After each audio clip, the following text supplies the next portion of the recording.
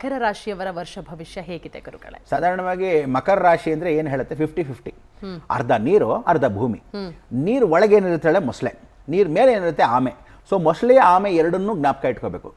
ಆಮೆ ಸ್ಲೋ, ನೀರು ವಿಶೇಷವಾಗಿ ಮೊಸಳೆ ಫಾಸ್ಟ್ ನೀರು ಒಳಗೆ. ಆದರೆ ಹೊರಗಡೆ ಇದ್ದರೆ ಮೊಸಳೆ ಅಯ್ಯೋ ಮೊಸಳೆ ಅಂತ ಗೊತ್ತೇ ಆಗಲ್ಲ ಅಂತ.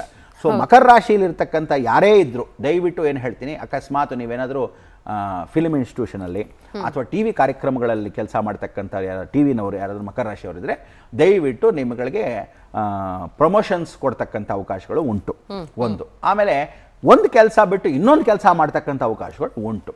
ಹೊಸದಾಗಿ ಮದುವೆ ಆಗದೆ ಇರತಕ್ಕಂಥ ಮದುವೆಗಳೆಲ್ಲ ನಿಂತೋಗಿತ್ತು ಅಂಥವ್ರಿಗೆಲ್ಲ ಅಯ್ಯೋ ಮದುವೆನೇ ಆಗಿಲ್ಲ, ನಮ್ಮ ಮಗನ ಮದುವೆ ನೋಡಿ, ಹುಡುಗಿ ನೋಡಿ, ಹುಡುಗನಿಗೆ ಹುಡುಗಿ ನೋಡಿ ಅಂತ.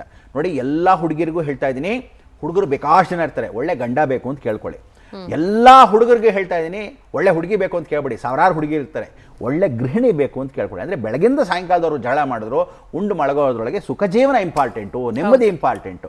ಸೊ ಅಂಥದ್ದು ವ್ಯವಸ್ಥೆ. ಆಮೇಲೆ ಯಾರ್ಯಾರಿಗೆ ಸುಖ ಸಂತಾನ ಅಭಿವೃದ್ಧಿ ಇದೆಯೋ ಮಕರ ರಾಶಿಯವರಿಗೆ ಈ ಸಲ ಸಂತಾನ ಅಭಿವೃದ್ಧಿಗೆ ಪ್ರಯತ್ನ ಪಡಿ. ಮಕ್ಕಳು ಈ ಸಲ ನೀವು ಬಿಟ್ಟರೆ ನಿಮಗೆ 6 ವರ್ಷ ನೆಕ್ಸ್ಟ್ ಮಕರ ರಾಶಿ ಇನ್ ಕೇಸ್ ಈ ಸಲ ಮಕ್ಕಳು ಪ್ಲಾನಿಂಗ್ ಮಾಡ್ಕೊಳ್ಳದೇ ಇದ್ದರೆ 6 ವರ್ಷ ಮಕ್ಕಳಾಗಲ್ಲ.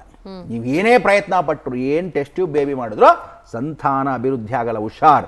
ಸೊ ನಿಮಗೆ 25ಕ್ಕೆ ಯಾವತ್ತು ತಿಳ್ಕೊಳ್ಳಿ, ಖಂಡಿತ ಯಾವತ್ತು ಮುಂದ್ಗಡೆ ರಾಹು ಬಂದರೆ ಸಂತಾನ ಪ್ರಯತ್ನ ಇಲ್ಲದೆ ಇದ್ದವರು, ಇಷ್ಟು ವರ್ಷದಲ್ಲಿ ಇಲ್ದಿದ್ದವ್ರಿಗೆ ಏನೋ ದೇವರ ದಯೆಯಿಂದನೋ ವ್ಯವಸ್ಥೆಯಿಂದ ನಿಮಗೆ ಖಂಡಿತ ಈ ಸಲ ಆಗತ್ತೆ. ಆ ಪ್ರಯತ್ನ ನೀವು ಈ ಸಲ ಪಡಬೇಕು. ಅದಾದ ಮೇಲೆ ನೀವುಗಳು ಏನು ಅಂದರೆ ಪ್ರಾರ್ಥನೆ, ನಿಮಗೆ ಪರಿಹಾರ ಪ್ರಾರ್ಥನೆಗಿಂತ ಮೈನ್ ಇಂಪಾರ್ಟೆಂಟ್ ಜ್ಞಾಪಕ ಇಟ್ಕೊಳ್ಳಿ, ಎಲ್ಲರೂ ಬೆಟ್ಟದ ದೇವತೆಗಳನ್ನ ಸ್ಮರಣೆ ಮಾಡಬೇಕು. ಬೆಟ್ಟದ ಮೇಲೆ ಅಂದರೆ ಕಷ್ಟಪಟ್ಟು ದೇವರುಗಳನ್ನ ಸ್ಮರಣೆ ಮಾಡಿ. ಮಕರ ರಾಶಿ ಬಂದು ನೀರು ಮತ್ತು ಭೂಮಿ ಆಗಿರೋದ್ರಿಂದ ಬೆಟ್ಟದ ಮೇಲೆ ಇರತಕ್ಕಂಥ ಸುಬ್ರಹ್ಮಣ್ಯ, ದುರ್ಗಾದೇವಿ, ಚಾಮುಂಡೇಶ್ವರಿ, ಮೇಲ್ಗಡೆ ನರಸಿಂಹ ಇಂಥವ್ರನ್ನ ಸ್ಮರಣೆ ಮಾಡಿದ್ರೆ ಬಹಳ ಮುಖ್ಯ ಅನ್ನೋದು ಇಂಪಾರ್ಟೆಂಟ್. ಖಂಡಿತ ಗುರುಗಳೇ. ಇನ್ನು